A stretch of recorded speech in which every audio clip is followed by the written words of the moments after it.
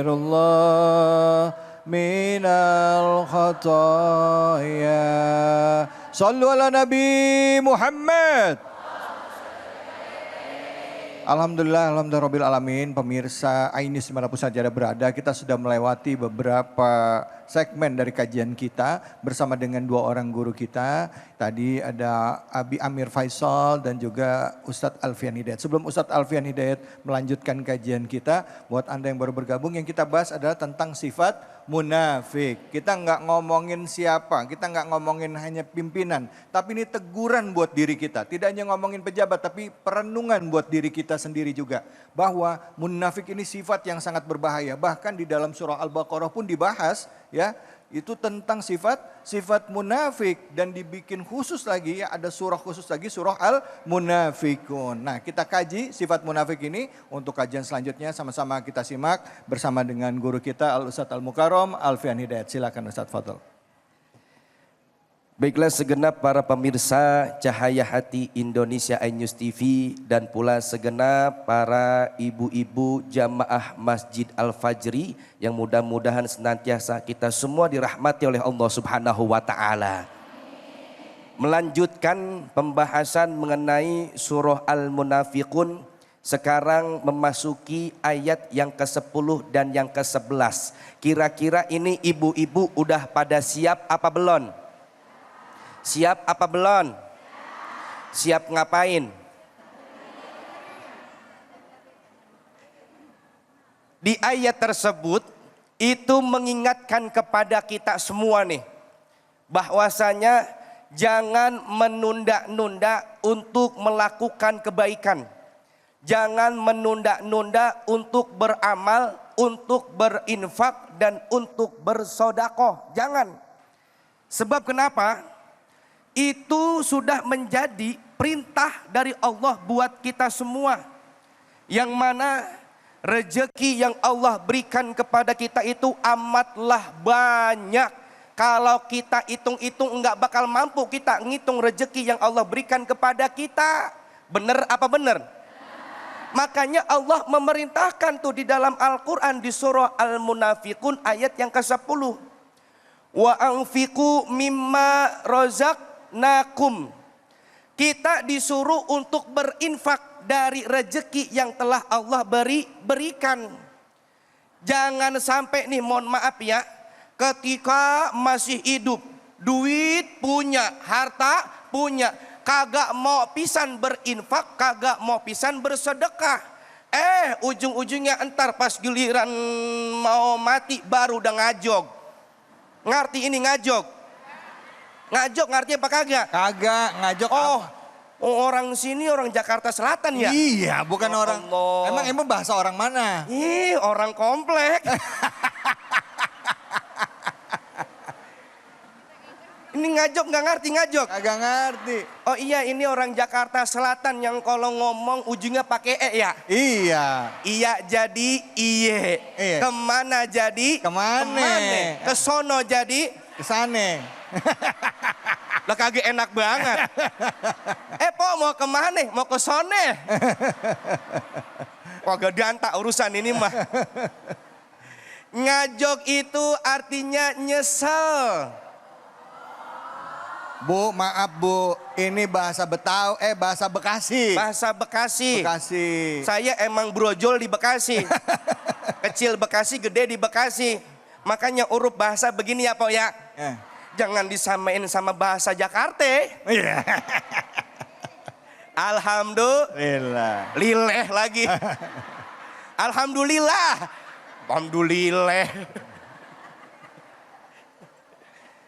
Tuh jangan sampai nyesel. Duit punya, harta punya, kagak mau pisan tuh dikeluarin buat sedekah. Pas giliran mati, kan di Quran dikatakan seperti itu. Laula akhortani ila ajalin qorib. Tunda dulu ngapa ini bentaran, bahasa kita begitu tuh. Tunda dulu bentaran ini, emang mau ngapain? Fa'asoddaqo, ini saya mau sedekah. Wa akum minas solihin, supaya aku termasuk orang-orang yang soleh. Lah kalau udah mati mah gak bakal bisa hidup lagi. Makanya ini mengingatkan kepada kita, mumpung masih sehat, mumpung masih hidup, mumpung masih banyak rezeki, keluarin tuh harta, yaitu untuk berinfak dan bersodako. Kita kan sadar semua kita bakalan mati ya. Coba dah di sini saya mau tanya, angkat tangan yang kagak mau mati. Ada apa kagak yang kagak mau mati? Berarti pada mau mati semua. Mau jawab takut salah.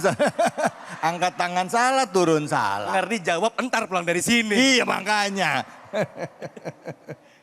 Kan kita sadar kita bakal mati ya po ya. Waktunya kapan kita kagak tahu. Lagi ngapain kita kagak tahu. Di mana kita kagak tahu.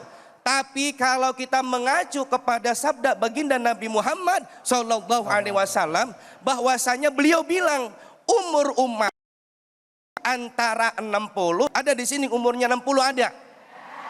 Yang 70? Ada. Yang 15 ada? Pakai A2. Kelihatan di depan udah sepuh semua. Kalau ngikutin nih ya, kalau ngikutin umur Rasulullah, beliau wafat di tahun ke-63 tahun tuh beliau tuh. Makanya bagi ibu-ibu yang sekarang umurnya 62 tahun 11 bulan.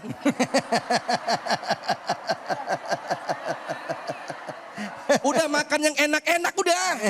Jalan-jalan kemana ge? Lah iya, ongkon emang tinggi bang sebulan lagi. Mudah-mudahan biar pada berkah umurnya. Al mautu ya'ti bagtatan bu. Mati mah datangnya ujug-ujug. Tuh apalagi ujug-ujug dah tuh ya. Apaan bu ujug-ujug? Bahasa mana itu ujug-ujug? Tuh ngerti tuh. Ngerti ya. Sobat komplek. Oh, iya. Ini ngerti orang Jaksel. Mati mah datangnya tiba-tiba. Kadang-kadang pagi-pagi masih ngobrol sama kita. Siang-siang dia jiun. Dia rojiun. Rojiun. Tiba-tiba dia siang mati. Ada kan gitu ya? Ada ya? Siang-siang masih ngobrol sama kita. Sore-sorenya dia jiun. Itu mah biasa bu. Yang luar biasa sore-sorenya jiun. Malamnya ngobrol sama kita.